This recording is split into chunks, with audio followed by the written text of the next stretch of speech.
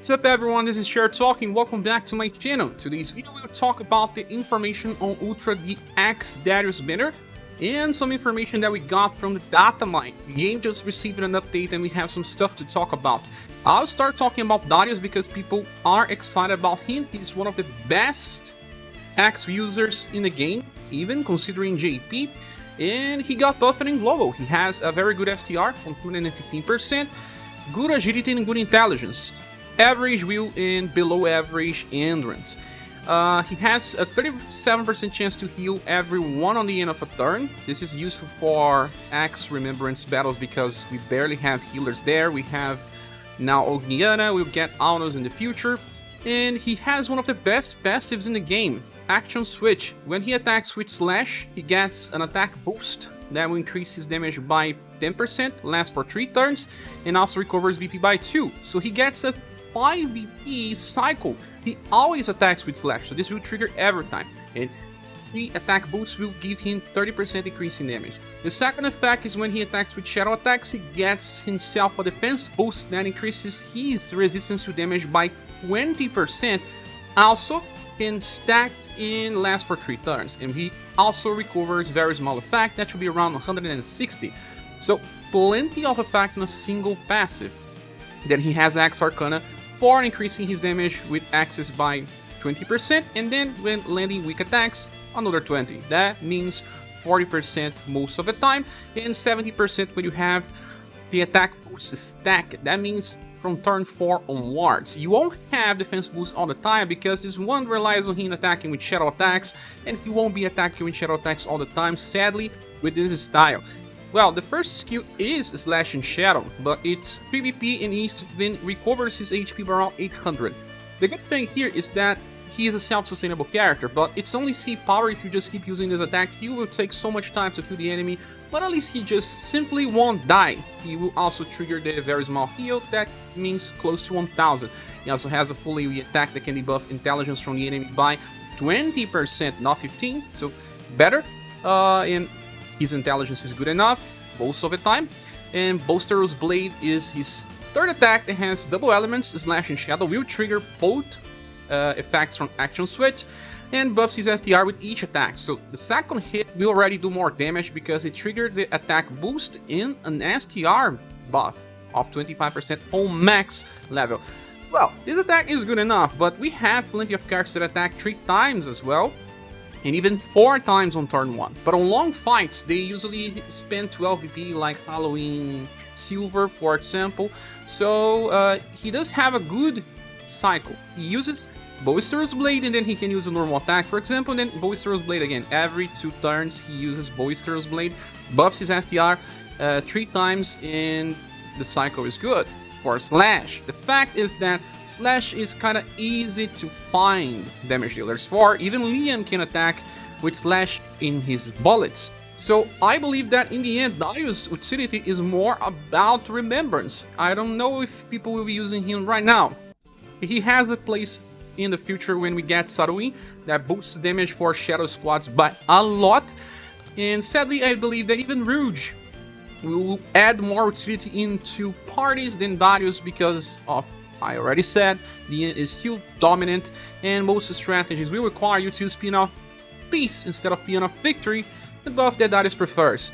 The other character is Annie, and Annie is exactly she's Platinum, not limited. We need to discuss that. She has a very good attack called Acceleration Sword that is row and even buffs her STR, but she cannot use this 2 times in a row. She has a chance to get BP, but it's just 25%. She recovers and gets 3 BP on the end of a turn. But she does have a very small effect, heal, and 1 BP when she attacks, so this is good for long fights, but she does not self-buff, although you can find Gleaming Way from one of her past styles. This attack here, Gleaming Slash, actually, from her Global Axe, so she can buff her STR if you want to use that version.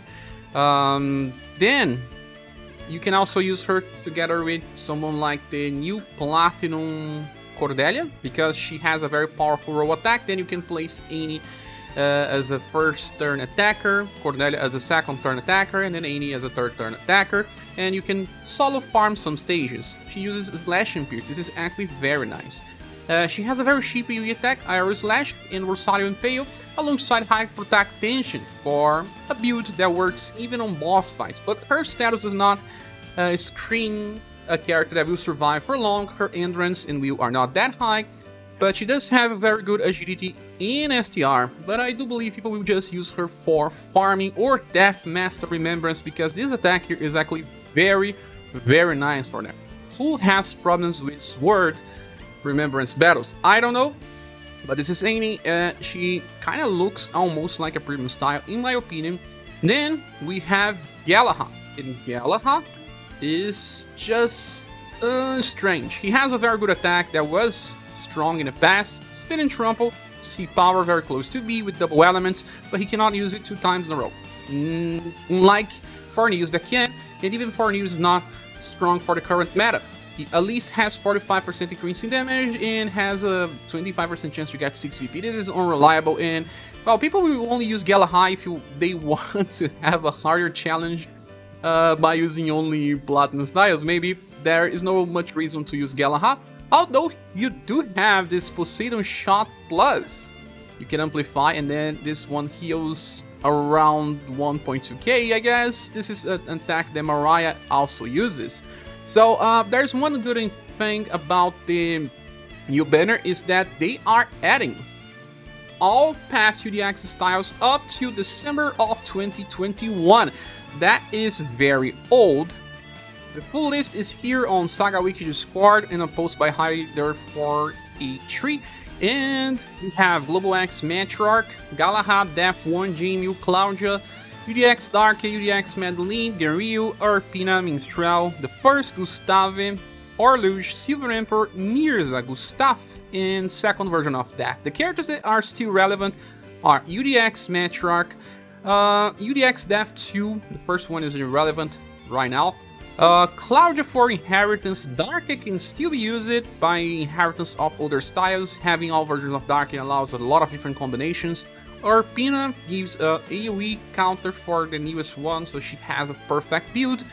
And then Mirza is still useful because of Steel Blade Light and having immunity to dark damage. Well,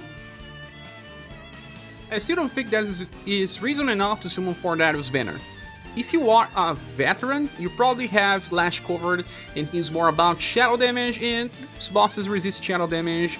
He is good for remembers, but I guess he's more for those that like to spend gems in the game instead of those that want to save for the future. We have better banners coming up, but if you like what this character offers, and if you are planning on using him from remembrance battles, that's actually okay. Annie is good, but not something that you need right now. You can wait for her to drop on Platinum, while Galahad will hardly be used.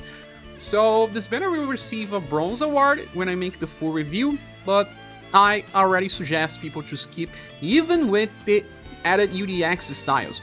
We'll get on half anniversary, that means 4 months from now, an update probably to the UDX list, and there are plenty of other UDXs that are still better, like Bertrand, for example. Now, we should discuss the other stuff. We have here here it explains that we have UDXs up to 25 of December. This is the info on the banner. We'll have this other event called Passion Darius Training Dojo that will actually be released later on February 10. This is new equipment that we'll be able to forge that gives critical damage to characters. It is interesting for Dark and Black, but we'll talk about that in a different moment. We also receive a Leonarch expansion, so we have more story to farm, probably increasing to HP cap. I hope it's at least 30. And then the Training Dojo will be an event where you just have to score high damage, and then you get gold pieces, promotion scrolls, not many gems. There's easy, medium, hard. You do more damage on easy, less damage on medium, even less damage on hard. We'll do a video about this event. And that's it, guys. I think this covers it all from this update. We'll have a story, so we'll also be able to craft many new equipments, because they will add for a while some metal drops so that we can get some items from the shop, and they usually increase the drop rates of all sorts of weapon materials for forging. So On reset, we'll do a live stream covering the farming, then I'll make a full video explaining it all. Thanks so much for watching this video. What do you think about this banner? Are you planning to summon? Wait for the full review. I'll explain much more in detail these characters, but the next video is about weapon forging again because I updated the spreadsheet. Thanks so much for watching. Hope to see you soon in the next video. Bye.